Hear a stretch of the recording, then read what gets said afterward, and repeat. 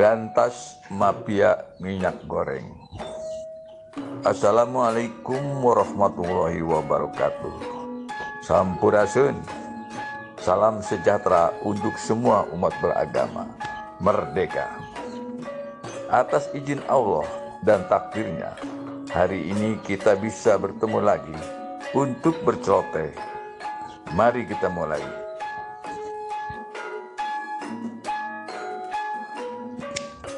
Di suatu pagi yang cerah di desa Karangtumaritis, tampak dari jauh ada seorang pemuda yang sedang berjalan dengan santainya. Setelah dekat, pemuda yang berjalan itu ternyata Cepot alias Astra Jingga. Rupanya Cepot mau ke rumah si Dewala. Benar saja, Cepot memasuki pekarangan rumah si Dewala. Cepot bertanya-tanya dalam hatinya, mengapa rumah si Dewala sepi? Ketika dia sudah masuk ke ruang depan, Cepot memanggil-manggil si Dewala. Dewala, Dewala, mana lu, ada di rumah nggak lu? Ternyata tidak ada sautan. Maka Cepot karena itu merasa rumah adiknya sendiri, dia biasa. Lalu dia membuat segelas kopi. Setelah kopi jadi, dibawa ke ruang depan. Dia duduk di balai-balai sambil menikmati kopi buatannya sendiri. Dengan tujuannya dia mau menunggu. Dia perkirakan si Dewala tidak akan lama juga dia akan pulang. Benar saja, tidak berapa lama si Dewala sudah menuju rumahnya. Ketika dari jauh pun dia sudah melihat bahwa di rumahnya, di ruang depan, di balai-balai ada abangnya yang sedang minum kopi. Maka ketika dia sampai ke pekarangan, lalu dia berseru, ada si Akang. Udah lama nih Cepot. Udah ngopi belum tuh? Udah Dewala, gua kan biasa. Kalau nggak ada lu, ya gua bikin kopi sendiri. Dari mana lu pagi-pagi udah ngelayap? Tadi aneh dari melihat tanam-tanaman dan sawah. Setelah dari situ, ana keliling-keliling kampung. Kan biar begini-begini ya, kita kan anak lurah Semar, anak lurah. Jadi kita harus tahu keadaan warga kampung sini. Dan benar aja kan, orang-orang kampung sedang susah kan. Banyak komoditas yang dibutuhkan oleh warga menghilang dari peredaran. Seperti misalnya tahu tempe hilang. Sekarang nih minyak goreng lagi hilang. Kasihan banget dah warga kita. Udah mah pada susah, kemudian harga-harga mahal, barangnya kagak ada. Begitu akan. Iya ya Del, bagaimana jadinya ini di negara pertanian seperti kita ini, negara agraris, sampai komoditas yang dibutuhkan oleh rakyat kecil hilang. Bagaimana ini mengolah dan mengatur negara ini? Ini para pejabat nih. Jadi siapa kira-kira ini ya yang menjadi beang keroknya nih Dewala? Siapa lagi kalau bukan kaum oposisi negara kita? Gak boleh lu main tuduh Dewala. Kita nuduh itu harus punya bukti Dewala. Jangan sembarangan. Iya, kalau bukan oposisi, siapa lagi? Ya nggak begitu juga Dawala. Di negara ini selain oposisi, banyak mafia ekonomi terutama. Nah sekarang pikir aja, kita negara agraris. Kacang kedelai aja mesti impor. Ya. Terus kelapa sawit terbesar di dunia kebunnya. Tapi minyak goreng sampai hilang. Ini semuanya juga menurut gua nih, Del, ini masalahnya yang bermain adalah mafia. Oke, mafia. Tapi masa iya pemerintahan kerajaan Amarta ini kalah sama mafia? Untuk memberantas mafia kan nggak susah. Kita punya anggota polisi, kita punya anggota tentara. Itu kan bisa digerakkan untuk memberantas mafia. Betul, itu memang bisa. Tapi ini kan semuanya juga mereka bisa bergerak itu kalau raja yang memerintahkan. Nah, iya. Apalagi raja kita ini kan orang yang tidak bermasalah, orang yang jujur, ya, yang selalu membela rakyat. Udah kalau begitu, Raja Amarta perintahkan aja itu tentara, polisi untuk memberantas itu mafia, terutama mafia minyak goreng. Buat apa itu ada mereka? Ya juga ya, Reng. Tapi apa? Akan main tapi melulu. Karena begini,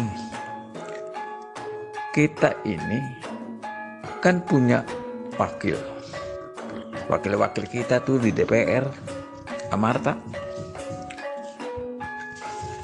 Dia jangan diam aja gitu, cuma makan gaji buta. Dia memang nggak tahu rakyat sekarang sedang menderita. Mesti kadang dia jadi anggota dewan. Jangan dia itu kalau mau jadi aja.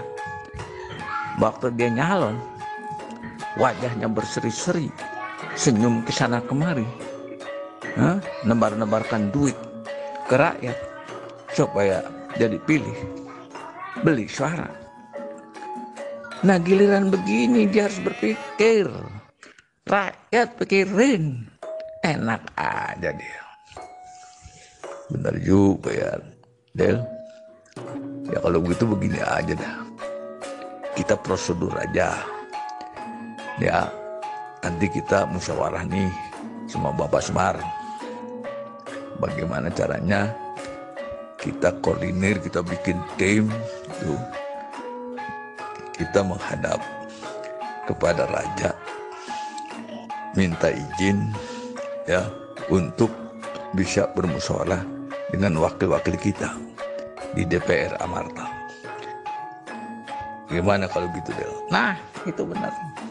Itu pikiran yang cerdas. Biar dia tahu tuh anggota dewan.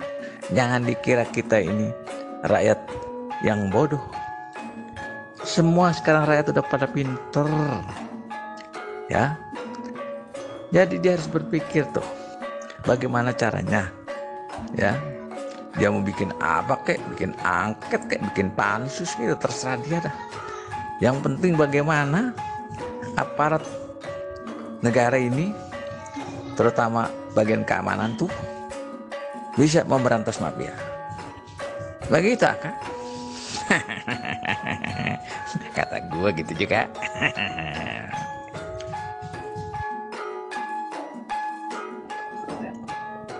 Di negara Jonggring Salaka atau Swarga Mandiloka, Raja Otipati alias Batara Guru sedang mengadakan musyawarah dengan para menterinya yang disertai penasihat kerajaan Swarga Mandiloka, yakni Eyang Panji-Narada. Tidak lama kemudian Raja Otipati membuka musyawarah itu dengan bersabda, "Kakang Narada, apa kabar? Semoga Kakang selalu sehat walafiat." "Oh ladala di Guru, saat ini Kakang sehat walafiat, tapi Kakang sangat terkejut karena adik guru memanggil Kakang secara mendadak. Ada apa adik guru?" "Sebelumnya saya ucapkan terima kasih atas bakti dan kesetiaan Kakang kepada saya. Dan memang ada hal penting yang akan saya musyawarahkan hari ini dengan Kakang dan seluruh petinggi negara ini." "Oh begitu adik guru? Ya, silakan, Kakang akan mencermati dengan seksama." "Kakang Narada, hari-hari yang saya jalani di waktu sekarang ini sangat mengganggu pikiran dan perasaan saya." Ada apa gerangan di Guru?" "Kakang Narada, bagaimana hati dan perasaan saya bisa tenang bila ada orang yang mau menggugat kedudukan saya, Kakang?" "Oh ladala adik guru, siapa orangnya yang sudah berani kurang ajar kepada para dewa adik guru?" "Kakang Narada, kalau saja orang-orang biasa yang menggugat kedudukan saya, tentu saja saya tidak sepusing ini. Tapi masalah yang saya hadapi sekarang ini datang dari keponakan saya sendiri." Keponakan yang mana di Guru?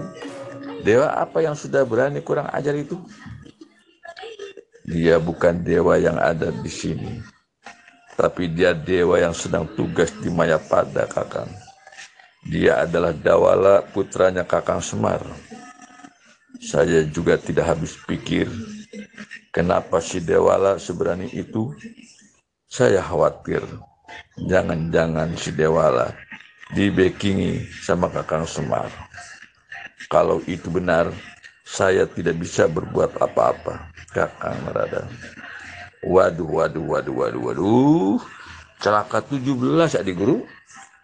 Tapi Kakang mau bertanya, bagaimana sikap Raja Amarta dan sikap Raja Drawati Kresna?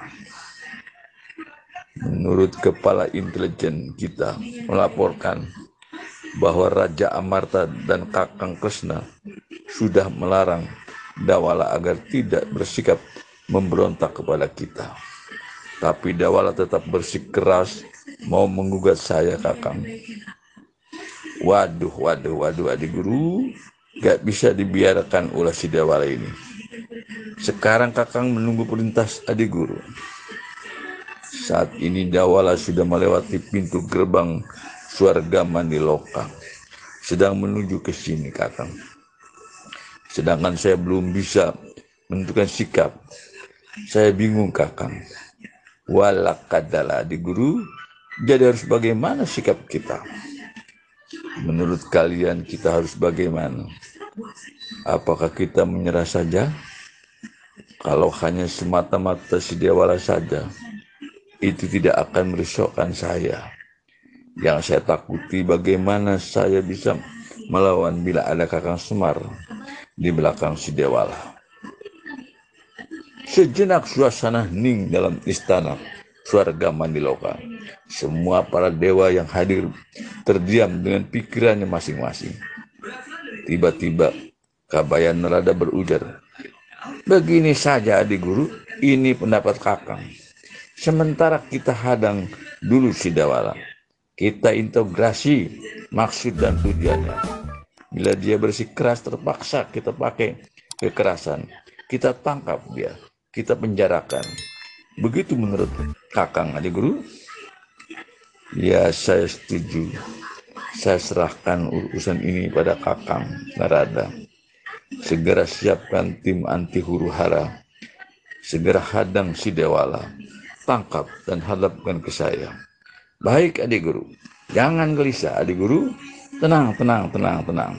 Duduk di kursi kerajaan surga Mandiloka. Akang pamit adik guru dan doakan agar kakang sukses. Silakan kakang, doa saya menyertai tugas kakang. Celotehan Dawala menggugat bagian 1 sampai di sini dulu. Insya Allah yang akan datang bagian kedua akan segera menjumpai para pemirsa. Terima kasih. Assalamualaikum warahmatullahi wabarakatuh. Merdeka.